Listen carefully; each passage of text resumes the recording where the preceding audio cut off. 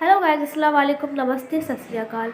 कैसे हैं आप सब लोग? आई होप आप अच्छे हो और सेफ हो। आज मैं नई वीडियो के साथ आई हूँ। आज मैं जिस वीडियो पर रिएक्शन दूंगी उस वीडियो का टाइटल है every surgical strike by India.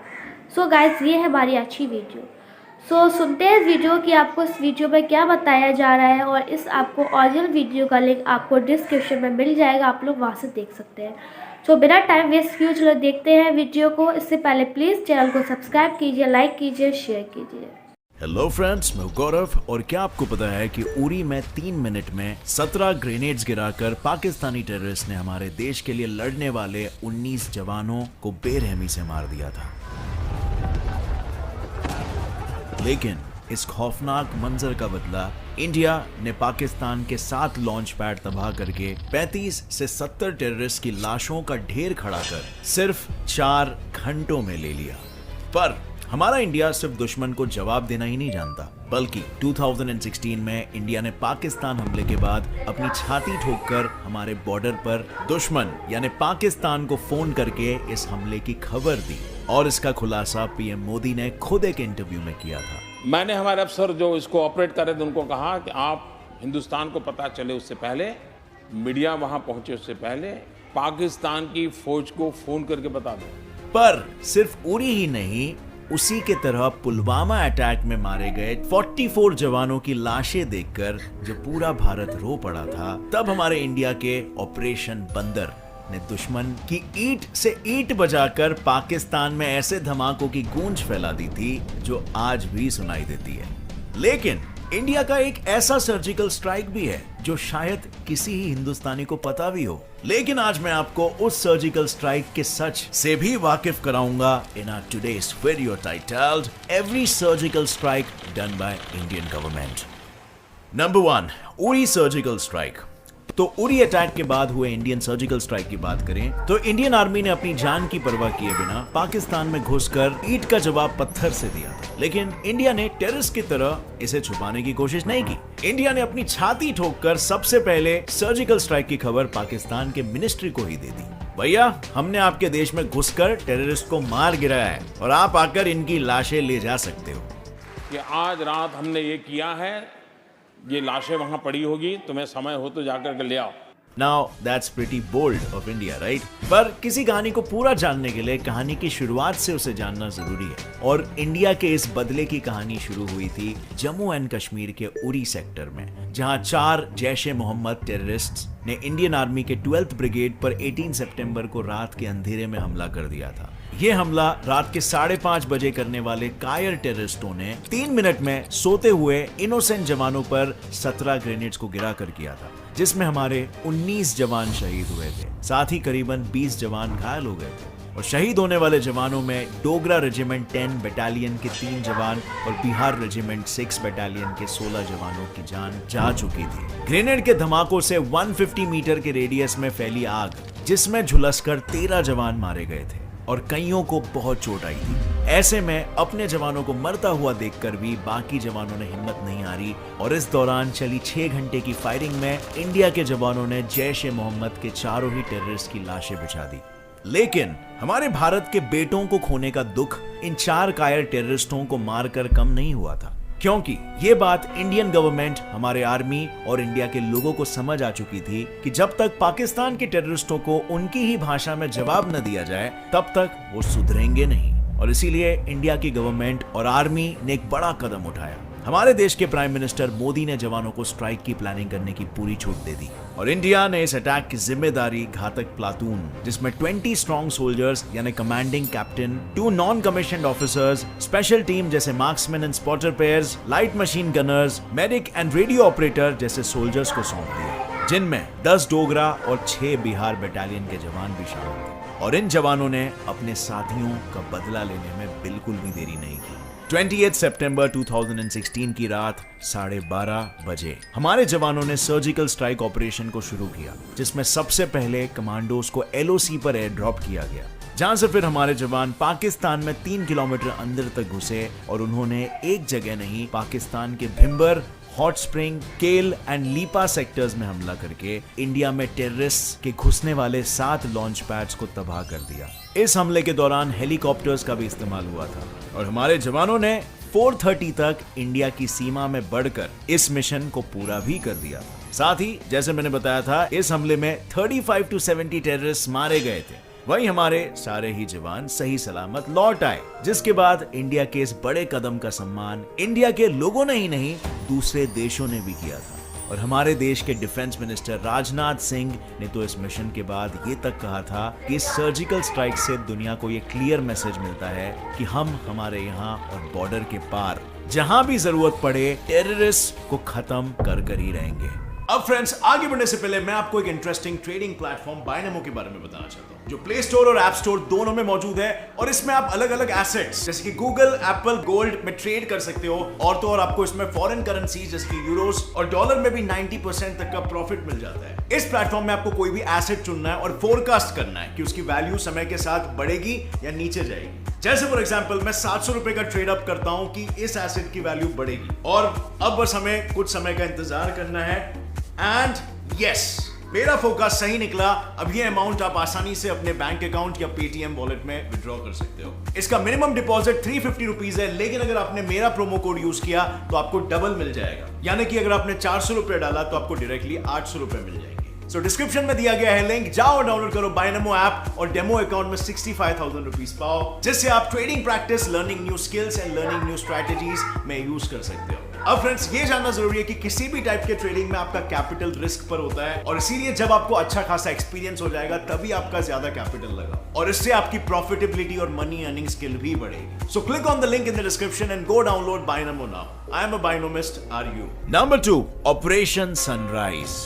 अब ये सर्जिकल स्ट्राइक इंडिया का ना तो इकलौता सर्जिकल स्ट्राइक था, ना ही पहला, क्योंकि 4 जून 2015 में मारे गए जवानों के परिवार के साथ मणिपुर में बहे जवानों के खून से देश के हर घर में मायूसी छाई थी। लेकिन जहां देश के 18 जवान देश के लिए कुर्बान हुए थे, वहीं हमारे बाकी आर्मी जवानों ने उनका खून बहाने वाले टेररिस्ट को चुन चुन कर मारा था। और इसकी शुरुआत, जैसे मैंने बताया, मणिपुर में इंडियन सोल्जर्स पर हुए अटैक से हुई, जहां 30 टेररिस्ट ने हमारे जवानों को अपने घिनौने अपराध का शिकार बनाया था।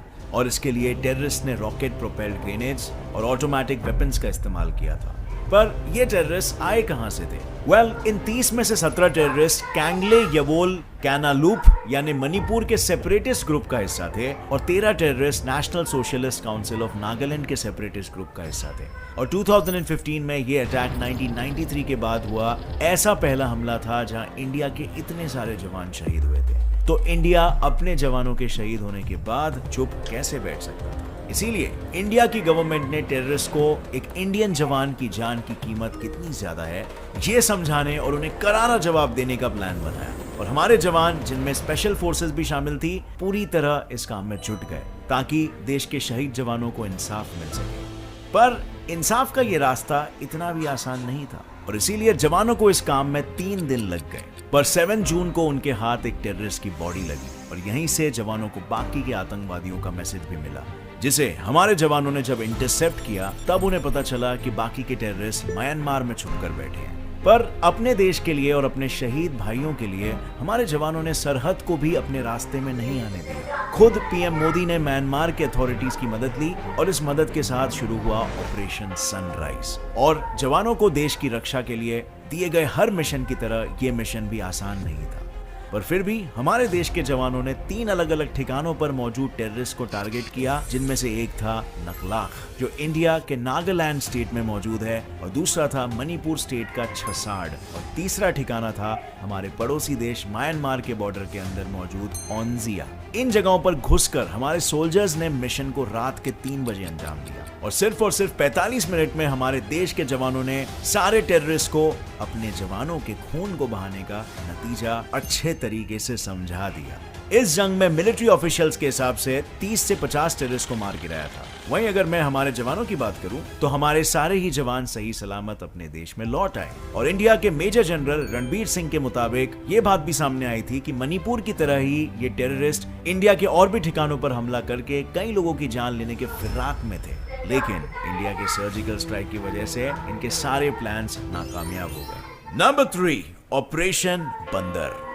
अब फ्रेंड्स, बारी आ गई इंडिया के उस सर्जिकल स्ट्राइक की जिसने इंडिया के 44 जवानों की जान के साथ खिलवाड़ किया था। और इसका जवाब इंडिया ने 400 टेररिस्टों को मार गिरा कर दिया। जी हाँ, मैं बात कर रहा हूँ इंडिया के पुलवामा में हुए टेररिस्ट अटैक की, जो 14 फरवरी 2019 को हुआ था, जिसमें जैश ए मोहम्मद के एक टेररिस्ट ने आत्मघाती यानी खुद को बॉम्ब के साथ उड़ाकर हमारे 44 सीआरपीएफ जवानों को मार डाला था। और इस दौरान 20 जवान घायल भी हो गए थे। इस हमले में ऐसा पहली बार हुआ था जब किसी सुइसाइड बॉम्बर ने 80 किलोज के एक्सप्लोजिव का इस्तेमाल हमला करने के लिए किया था। और उसने ये पूरा 80 किलो एक्सप्लोजिव एक एसयूवी में रखा था, जिसे चलाकर वो अपने घर को लौट रहे सैनिकों के काफिले के बीच में घुस गया और फिर उसने दोपहर के 3 बजे काफिले के बीच बॉम्ब को उड़ा दिया। लेकिन हमारे देश के जवानों की जान से खेलने वाले टेररिस्ट को इंडिया अब कहां माफ करने वाली थी। और ये बात इंडिया ने पहले ही 2 सर्जिकल स्ट्राइक्स करके दुनिया के सामने आईने की तरह साफ कर दी थी। पर इसके बावजूद सुधरने की बजाय जेईएम यानी पाकिस्तानी बेस्ड टेररिस्ट को जिहाद के नाम पर पालने वाले इस ग्रुप ने इंडिया से दुश्मनी मोल लेने की गलती कर दी और अपने देश के लोगों के रोते दिलों को सहारा देने के लिए देश के प्रधानमंत्री नरेंद्र मोदी ने देश को ये नारा दिया कि मैं देश को ना मिटने दूंगा, ना झुकने दूंगा और ना ही रुकने दूंगा। अब अपनी इसी बात को पूरा करने के लिए पीएम ने इंडिया के जवानों को स्ट्राइक करने की जगह कैसे हमला होगा और कितना भयानक होगा सब कुछ डिसाइड करने की छूट दे दी, ताकि हमारे देश के जवान जेईएम के लीडर मोहम्मद मसूद अजहर को करारा जवाब दे सके। और हमारे जवानों ने यही किया। उन्होंने हमले के सिर्फ 12 दिन बाद ही अपना जवाब ऑपरेशन बंदर के तौर पर पाकिस्तान के जेईएम और दुनिया भर के टेररिस्ट के सामने लाकर खड़ा कर दिया। क्योंकि 26 फरवरी 2019 की सुबह इंडिया की एयरफोर्स ने पाकिस्तान के बालाकोट में मौजूद जेईएम कैंप्स पर अपने 12 आईएएफ मिराज 2000 फाइटर जेट से बॉम्ब्स की ऐसी बारिश की जिसकी गूंज पाकिस्तान के कोने कोने में गूंज उठी।